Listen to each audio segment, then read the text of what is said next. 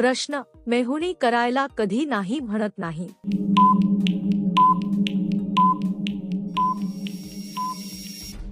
उत्तर: मेहुणी हा शब्द नातेसंबंधातील विनोदी संदर्भात वापरला जातो. अशा प्रश्नांचा उद्देश मनोरंजन किंवा गंमत निर्माण करणे असतो. कोणत्याही व्यक्तीबद्दल आदर राखणे महत्त्वाचे आहे. नात्यांमध्ये परस्पर सन्मान आणि समजूतदारपणा आवश्यक असतो. प्रश्न: बाईला उठवायचे काम कसे असते.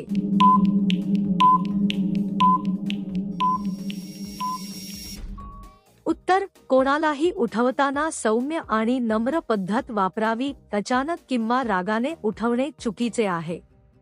व्यक्तीची सोय आणि आराम लक्षात घेणे महत्त्वाचे आहे.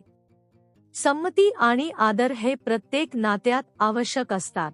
प्रश्न: मुलीच्या छातीवर पिंपल का दिसायला लागतात.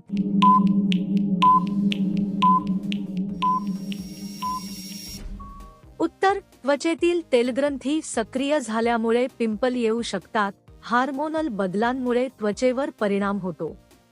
अस्वच्छता किंवा जास्त घामामुळे ही समस्या वाढू शकते. योग्य स्वच्छता आणि त्वचारोग तज्ज्ञांचा सल्ला उपयोगी ठरतो. प्रश्न: बाईला जास्त मजा कशामुळे होते.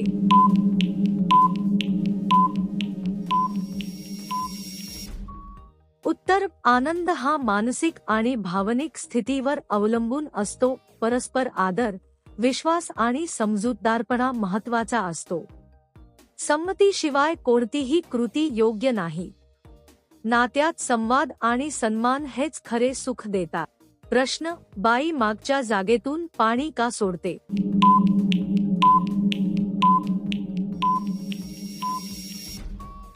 उत्तर: शरीरातील नैसर्गिक क्रियांमुळे उत्सर्जन होते.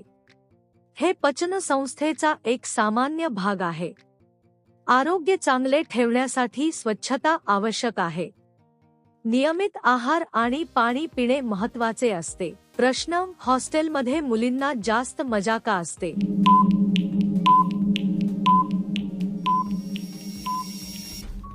उत्तर: हॉस्टेलमध्ये मित्रमैत्रिणींसोबत वेळ घालवता येतो. स्वतंत्र वातावरणामुळे आत्मविश्वास वाढतो. अभ्यास आणि सहशालेय उपक्रमांमध्ये सहभाग वाढतो.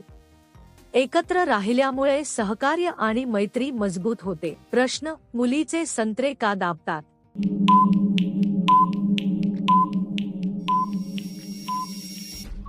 उत्तर: हा प्रश्न शब्दखेळ स्वरूपाचा वाटतो. अशा प्रकारच्या प्रश्नांचा उद्देश विनोदी असू शकतो. प्रत्यक्ष आयुष्यात कोणालाही त्रास देणे चुकीचे आहे. प्रत्येक व्यक्तीच्या शरीराचा आदर राखणे आवश्यक आहे. प्रश्न: मागून सक्त असेल तर काय करावं.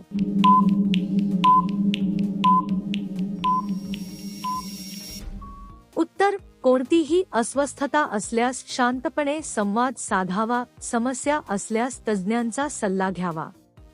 शारीरिक किंवा मानसिक त्रास दुर्लक्षित करू नये. स्वतःची सुरक्षितता आणि आरोग्य प्रथम महत्त्वाचे आहे. प्रश्न: मागून सक्त असेल तर काय करावं.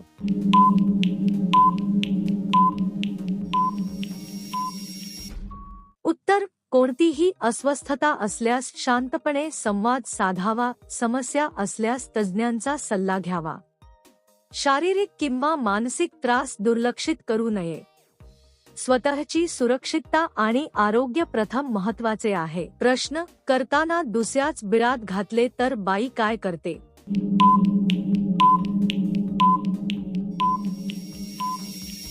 उत्तर: कोणतीही कृती करण्यापूर्वी स्पष्ट संमती आवश्यक आहे. चुकीची कृती केल्यास लगेच थांबणे गरजेचे आहे. नात्यात परस्पर आदर आणि जबाबदारी महत्त्वाची असते. संवाद आणि समजूतदारपणा हाच योग्य मार्ग आहे. प्रश्न: कोणते हात लागले की महिला पाणी सोडते.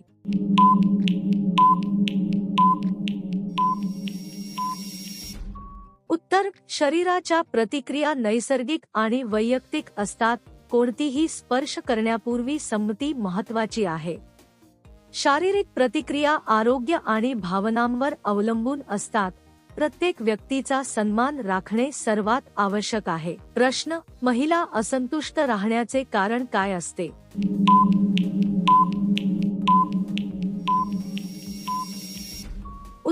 महिलांच्या असंतोषामागे अनेक सामाजिक आणि मानसिक कारणे असू शकतात. संवादाचा अभाव, अपेक्षा पूर्ण होणे किंवा ताणतणाव यामुळे असमाधान वाढते. परस्पर समजूतदारपणा आणि भावनिक आधार नसल्यास नात्यात दुरावा येतो. आदर, संवाद आणि विश्वास यामुळे समाधान आणि आनंद वाढतो. प्रश्न: लेणे जास्त दिले नाही तर काय होते?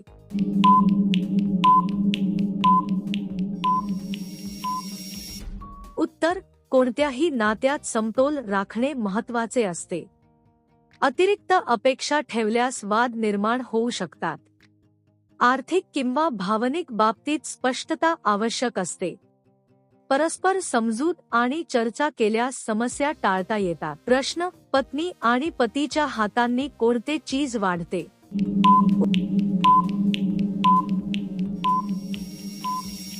उत्तर: पती पत्नीच्या सहकार्याने घरातील प्रेम वाढते. एकमेकांना साथ दिल्यास विश्वास मजबूत होतो. सहकार्य आणि मेहनतीमुळे समृद्धी वाढू शकते. या दोन पोझिशनमध्ये महिला किंचाळून बोलायला लागते.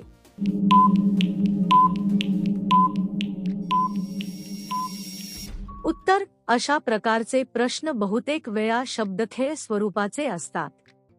प्रत्यक्ष आयुष्यात कोणतीही कृती परस्पर संमतीनेच व्हावी. आदर आणि सुरक्षितता सर्वात महत्त्वाची असते. नात्यात संवाद आणि मर्यादा पाळणे आवश्यक आहे. एकत्र प्रयत्न केल्यास कुटुंबात आनंद वाढतो. प्रश्न: सुराग मोठा झाल्यावर काय पाहिजे?